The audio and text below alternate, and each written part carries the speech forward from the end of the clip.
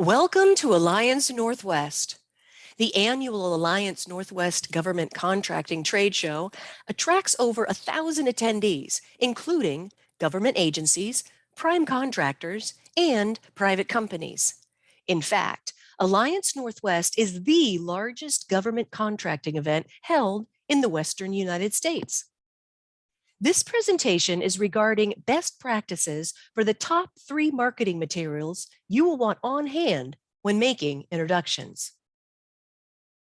Your top 3 networking tools will include a capability statement, a 30-second introductory speech, and a review of your online profiles. So, what is a capability statement? A capability statement is a succinct outline of your company's capabilities and how they relate to government procurement. Attributes of a strong capability statement include: it's formatted so the reader doesn't have to hunt for information. It's relevant to the reader, and it tells the story of your company in government speak. Although a specific format is not required, we do have suggestions on how to best lay out your information so it's easy to digest for the reader. You will be giving your capability statement to government agency representatives much in the way you might hand out a business card. So you want it simple, clear, and concise. Let's review some basic government speak. First of all, your contact information, then pertinent codes, for instance, a DUNS number, your CAGE code, or your NAICS codes. Your geographical coverage or your availability. Your areas of expertise, also known as your core competencies. Your past performance.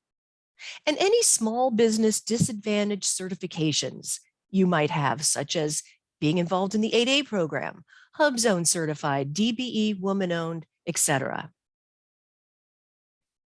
There are many different types of suppliers, so in your case, you might also be adding other relevant or specialized information.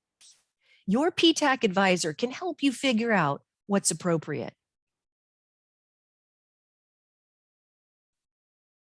So, how will you use your capability statement? Well, as a takeaway with your elevator speech, you'll include it as an attachment to email introductions. You may offer it on your website as a downloadable PDF. You can use it as an attachment in your matchmaking meetings at Alliance. And you can use the information to complete your Alliance online profile. Here is an example of what your Alliance online profile might look like. There are many different ways you can format your capability statement, but no matter what format you use, you will want to include this basic information. First of all, call it a capability statement. Second, make sure that your company name, logo, and contact information is clearly and prominently displayed. Note your core competencies, only a couple of sentences, and then use bullet points, very clear and concise on what it is you do. Include a couple of differentiators. A couple of examples of your performance history, or known as your past performance. Your certifications, if you have any. And any pertinent codes, such as your DUNS code, as we mentioned earlier, or any contracts that you might be on. Also include geographical areas that you serve or any special industry certifications. But at the end, you'll want it easy to read, include relevant information, and straight to the point. You can find this template and others in your client portal when you become a PTAC client. Capability statements can be very simple or more complex. But the important thing is you include the basic information a contracting officer, prime contractor, or potential teaming partner may be looking for. Your next essential tool is your elevator speech. What is a good elevator speech for government officials? An elevator speech is a succinct verbal introduction of your company. Attributes of a strong elevator speech include that it's delivered as an introduction as opposed to a sales pitch. The key information is included in the first several sentences. You'll follow up your elevator speech with a hard copy takeaway. In person, perhaps that might be a business card. In your capability statement, of course. You'll be respectful of the person's time and attention span, and be professional. Tell the person who you're speaking to what they want to know. There will be many opportunities for you to use your elevator speech in the government space. You will be networking with government officials and local resource partners. It will be very helpful that you know how to present yourself in a brief and concise manner.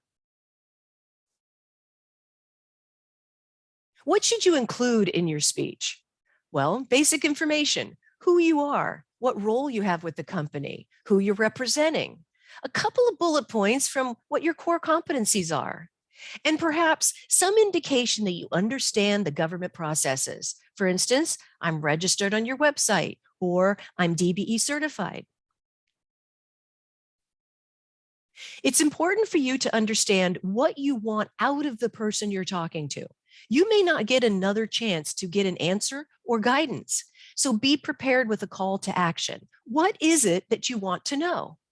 What do you want them to answer a question? Perhaps pass on your information, or maybe you want to know where they post their solicitations. When you become a PTAC client, you will have access to guides and templates, including the templates we used here. Visit washingtonptac.org to learn more about our costs, no-cost services, and worksheets. The last essential tool is understanding where you might show up online. You will want to make sure your story is consistent when your new contacts look you up.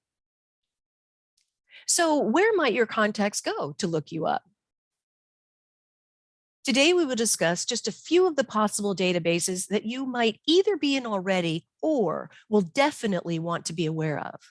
Note, there are other databases, but these are the popular ones, so you will want to be familiar with them just in case someone asks.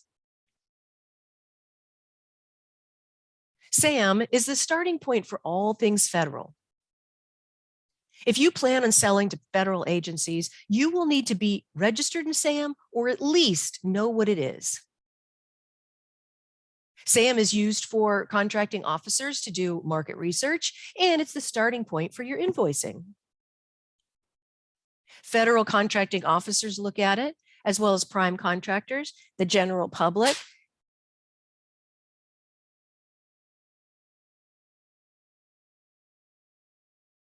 The Small Business Administration is the federal agency responsible for federal small business programs.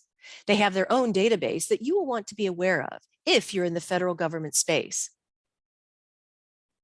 Contracting officers use this database to do market research, and the SBA uses it to pull reports. Federal contracting officers, as well as prime contractors, will be using it. If you are in construction, you will want to be familiar with the DBE directory. Each state has a DBE directory, which is the Disadvantaged Business Enterprise Directory. It lists all eligible small businesses who wish to work for transportation projects or prime contractors who have transportation project contracts.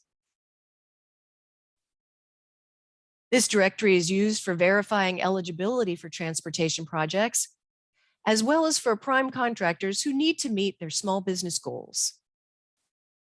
Contracting officers from the Department of Transportation, FAA, and transit authorities will look at this database, as well as prime contractors, mostly construction, and other DBE firms for teaming.